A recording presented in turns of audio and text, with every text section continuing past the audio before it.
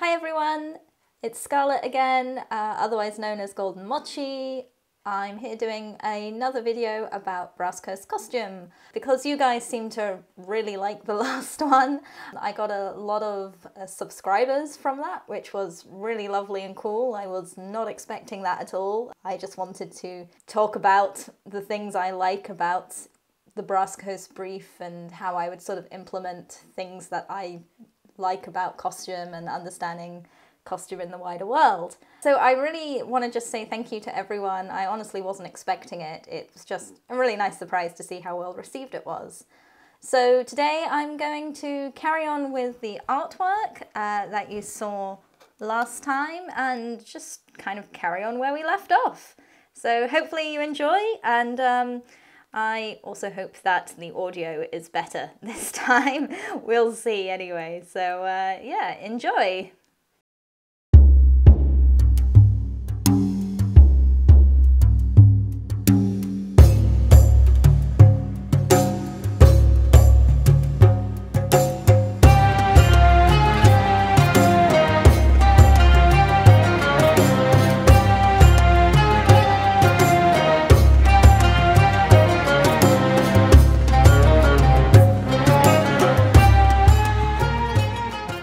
This is where we were left off with our lovely outfit that we were working on. So we've got the Kurta underlayer here with some nice trim, some patterned fabric. It will be patterned once I make it, with some nice embroidery on the trousers. And an example I really want to show you, and I'll try and insert a video here. Basically, what I sort of imagine of this, I described using curtains and perhaps dyeing the curtains so that you've got some really funky pattern that works. I took some old curtains apart, fashioned them into an outfit after dyeing them to create a really interesting patterned effect. This is where we got to last time, and basically what I want to add on to it, and I think what I want to do is I want to add another layer, obviously, because we're all about layers with the Brass Coast. One of the big things is that they're very, very into layers. And one of the things I really like about layers is being able to play around with lengths and fabric types. So obviously underneath we've got a sort of thigh length Kurta, which will probably be made out of cotton, or maybe a sort of very light silk, but I think I would make it out of cotton. That's where the sleeves are from. And then over the top we've got a nice sort of shoulder, a nice sleeveless robe to go over the top that's got a nice sort of side closure here. And that would probably be made out of slightly heavier material, maybe going back to that curtain fabric with some nice pattern. We haven't quite decided on colours yet, but I'll figure that out. And probably some ikat fabric underneath. Again, that's something that was discussed in the last video. So we've got this nice long flowing fabric, this thigh length one, so I think it would be nice to go for something shorter. So I'm thinking like a nice waistcoat. I say waistcoat because that's probably the closest thing this garment is. I can't actually remember if it's got a specific name or not, but what I'm basing it off is Albanian traditional dress. Because when I look at Albanian traditional dress, certainly of the late 19th century, early 20th century, I think it looks really, really Brass Coast-like. I think it really, really sort of has a great aesthetic. It's got great shapes to it. It just adds to it that little bit more, which I think is sort of the thing you need with the Brass Coast. In the Brass Coast, there's no such thing as less is more. It's more is more. More colours, more fabrics, more trim and gold and bling and everything. These two in particular, they are, I believe, Albanian, sort of late 19th century, sort of 1890 kind of period. And as you can see, this is what I was talking about in terms of lengths. So you've got these long underrobes and sort of fabric underneath and so on. And then these lovely, beautifully embroidered overrobes with amazing trim and so on. But then you've got these really nice little waistcoats. I don't know if you can see very well. Again, I can't remember if they're actually called waistcoats or not, but basically what they'd be is they'd be really highly embroidered. Sometimes they would have buttons on. And what I particularly love is the sort of non-straight trim, like this sort of wiggly trim. And what I think is so good about that is people tend to use straight lines, and that sounds really silly, straight lines in clothing and so on. But in the Brass Coast, they're not too sort of down the straight and narrow, So I always kind of think the Brass Coast need sort of, I mean, here's a beautiful example. So you see the scalloping on the edges here, like that sort of, and remember again, this is all heavily embroidered, so yeah. But I think to me that's what the Brass Coast is. It's like the opportunity to have things that are different shapes. I mean, you can probably just see it on the collar there. But again, different shapes and different, use of circles to represent waves and spirals and just lots of different shapes to create that feeling of movement. And I think being able to show that physicality in your dress sense is really, really good. One thing I think is worth looking into if you're trying to find, if you're sort of like, oh, well, I don't know how to do scalloped edges or anything like that in terms of making it, is there's a really easy way, and it's a cheap way that I like doing if I want to sort of create this sort of non-straight line shape without the difficulty of having to go and do scalloped edges and so on, because that's just a bit of a headache sometimes, is if you go onto eBay or any other sort of website and look up sari trim, and I know I've mentioned that before in the last video because sari trim is really good and there's a lot of variety to it. And what's so good about it is that you can buy cutouts, and what that means by cutouts is it's basically trim with, to be quite honest, yeah, bits cut out of it. So it will be gold trim with just wonderful shapes. And again, sari trim I always think is one of the best ones to look for. Again, the reason being you can get a wide selection, and they're very, very wide physically, as in they're a couple of inches wide, which is the kind of thing you want to go for if you want to sort of create this kind of look. So yeah, so we've got some layers going on. We've got a short layer, we've got a medium length layer, now a long layer. And I think I'm going to go with 4 layers for this outfit, because again, the nice thing is that you want to be able to layer up and then take layers off depending on the weather. So I think the final sort of garment I want to add, before I add the, basically I want to add a big coat, but I think before I do that, one of the other things I really like, and I'll take you back to Pinterest just to go over it again. So the next thing I want to do, so I've done my nice little waistcoat and so on, is I actually want to add a belt to essentially tie everything together. And again, I kind of want to refer back to these historical outfits, because I love the belts they have on them. Now you see these beautifully big sort of brass or gold or what have you designs. Again, something like that to me essentially screams Brass Coast. And again, just because it's that sort of display of wealth, there's another one here. But one of the things that you get is, obviously in a LARP, you're going to be carrying stuff around with you. And so everyone tends to rely very heavily on a leather belt. It's essentially a staple of LARP kit, for most people anyway. But in Brass Coast, a leather belt doesn't feel appropriate. The brief specifically tries to get you to turn away from leather, because it's like a heavy material. It's not got that free-flowing thing of what the Brass Coast is meant to be.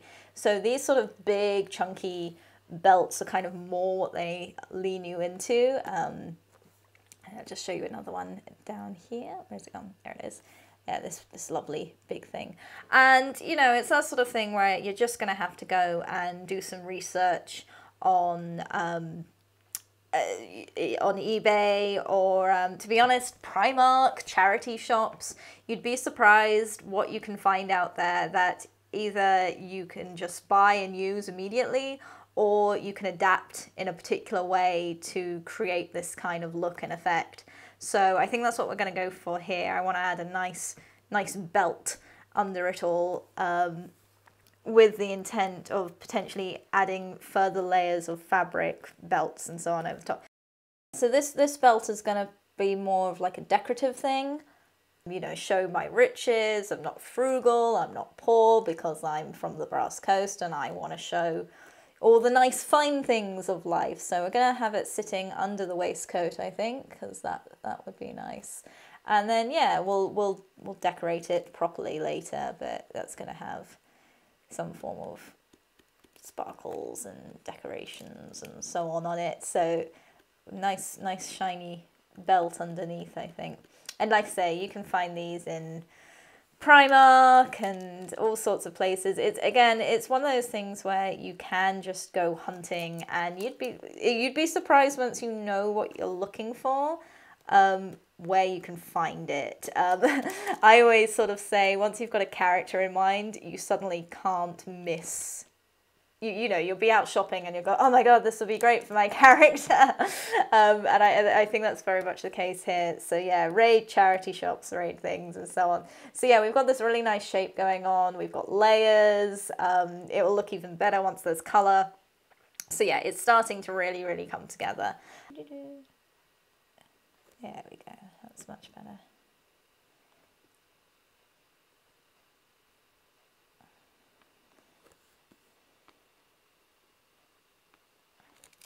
Cool.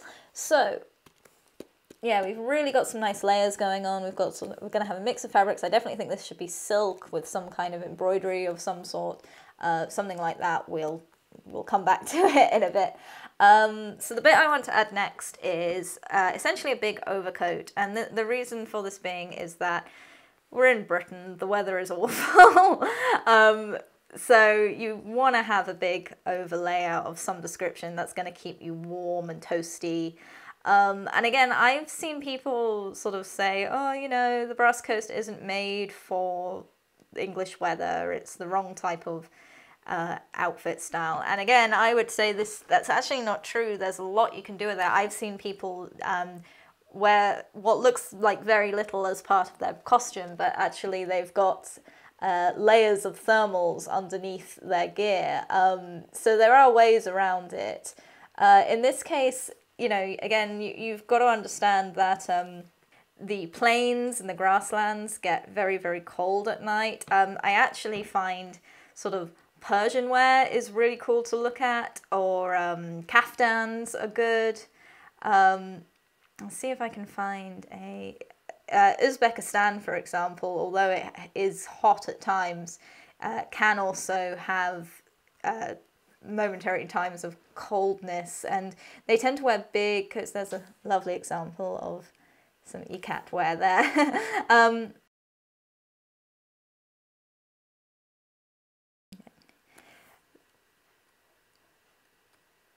So what this chap is wearing, he's from Uzbekistan, and I don't know if you can see very well in the picture, but this outfit has a quilted quality to it, which basically means it's got essentially fabric or some kind of wool, most likely, sandwiched between the fabric layers, and then it's sewn together in this sort of pinstripe sort of fashion. And what that does is that then creates the warmth. You know, warmth is made from the layers of air between fabrics. So that's why the more layers you wear, the warmer you are, because it essentially creates an air pocket to keep you warm.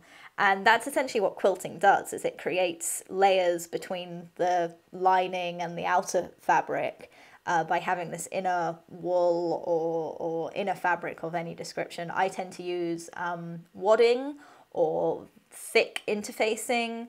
That's, you know, you can again buy that pretty much at any haberdashery place, and you can do quilting. And quilting always sounds really complicated, but once you know what you're doing, it's actually quite easy. There's tons of there's tons of tutorials for it online and so on. But I think like a heavy quilted coat is actually sort of what you want to go for if you want like a warm overlayer for the brass coast. You know, keep it still in the style of what you're going for, but look at these real world examples of people who need sort of layers for warmth. I mean, here's an interesting example.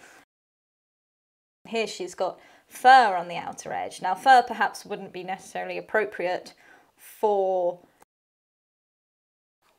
what you're going for as part of the brass coast, but the fact that they've got fur here, it probably is going to be fur lined inside as well for that extra layer of warmth. So don't feel you've got to avoid warm clothes as part of the brass coast brief, because no, the brass coast brief is warm. Now, I really like this one as well. I've had some people say it looks Urzeni because it's kind of Mongolian, but I actually think if you take away the fur and ignore the hat, it's actually very, very brass coast looking, you know, again, and you can see it's this heavy, thick material, probably quilted as well. So again, it's that, and you can see she's in the mountains here. So it's all about keeping yourself warm. And yeah, so brass coast people, you know, old and new, you can wear thick robes that still very much match the brief and your aesthetic. You don't need to get cold in British weather just to keep your LARP look looking good. And also I think what's good about that is it also takes away from wearing a cloak.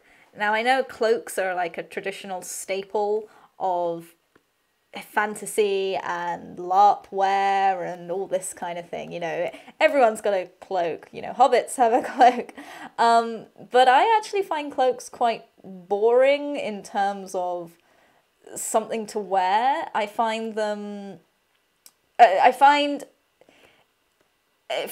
part of a sort of warmth thing, I find them very boring. You know, there's nothing wrong with them. I have a cloak myself. I like making cloaks. A lot of my cloaks I line with fleece to keep me warm for that extra layer.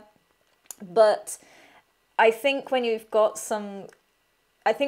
a brief that's particularly fun, like this one, like especially like the Brass Coast brief, I think it's very important to be able to have other options. And also, I don't actually believe the Brass Coast brief really works with cloaks very well. You know, I have seen people do cloaks that look really good as part of the Brass Coast brief, but I don't actually believe it matches appropriately.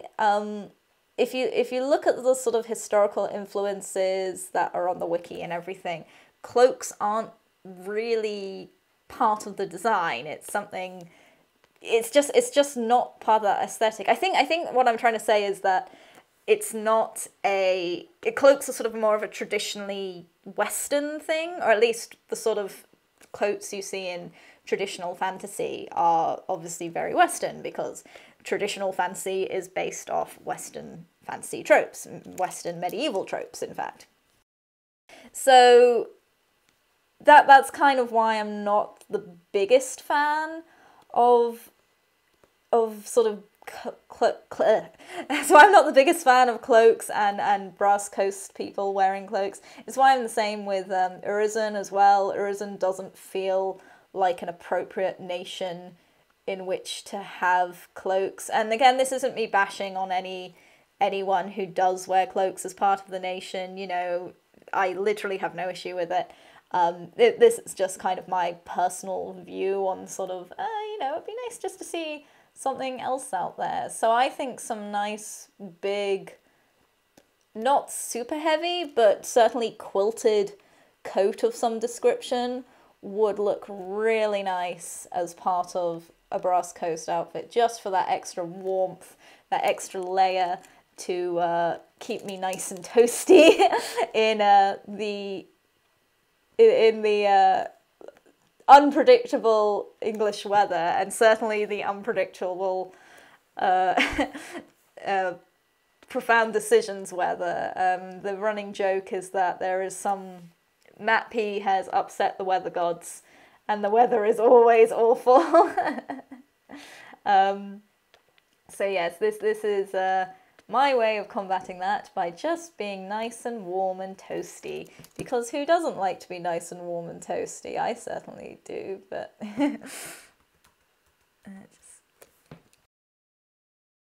And again, you get this whole thing of layers and, you know, what adds to it. So, you know, suddenly we've got this waistcoat with only this middle bit peeking out. But actually, that's kind of the point, is most of the time you don't want your whole outfit showing. It actually looks more real to wear the layers, to have the layers, and for people to see how a whole outfit kind of evolves into what it is. And again, when the weather changes, you can take off layers and suddenly it's a whole new outfit and a new design. And I don't know, it's one of the things I've always enjoyed about fashion in general, is the way you can play with layers and so on, just depending on what the weather's like.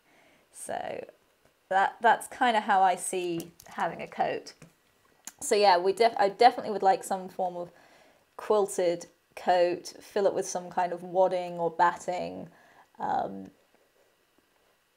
Yeah, something basic like that. A funny shape at the moment, but... And I would leave it open. I don't think I would ever do it up, because I think it will be warm enough as it is. What I would probably do is, if I wanted to tie it together, I would have some waist ties, which we'll add shortly. Just do that.